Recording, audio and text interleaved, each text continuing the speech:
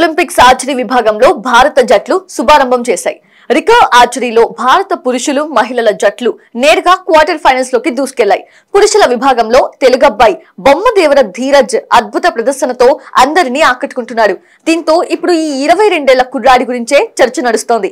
ఇతడి గురించి నెటిజన్లు వెతకడం ప్రారంభించారు. తొలిసారి ఒలింపిక్స్ లో ఆడుతున్న బొమ్మదేవర ధీరజ్ ర్యాంకింగ్ రౌండ్ లో అద్దరగొట్టి భారత్ టాప్ 4 లో నిలవడంలో కీలక పాత్ర పోషించాడు. గురువారం పురుషుల వ్యక్తిగత ర్యాంకింగ్ రౌండ్ లో ప్రపంచ కప్ కాంస్య పతక విజేత ధీరజ్ అదిరే ప్రదర్శనతో 681 పాయింట్లు సాధించి 4వ స్థానంలో నిలిచాడు.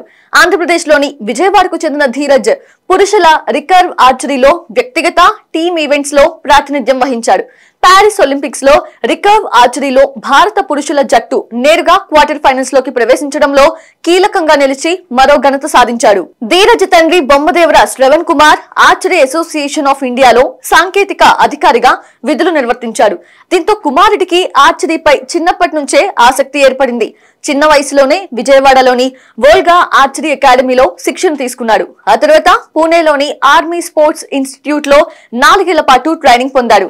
2021లో ఇండియన్ ఆర్మీలో చేరాడు. హవల్దార్ ర్యాంక్ లో కొనసాగుతున్నాడు. ప్రపంచ స్థాయిలో ధీరజ్ 2017లో అరంగేట్రం చేశాడు. 2021 వరల్డ్ ఆర్చర్ యూత్ ఛాంపియన్షిప్ లో తొలిసారి గోల్డ్ మెడల్ సాధించాడు. ప్రపంచ స్థాయి 15వ ర్యాంక్ ఆటగాడైన ధీరజ్ బ్యాంకాక్ లో జరిగిన పోటీల్లో అద్భుత ప్రదర్శన చేసి పారిస్ ఒలింపిక్స్ కి అర్హత సాధించాడు.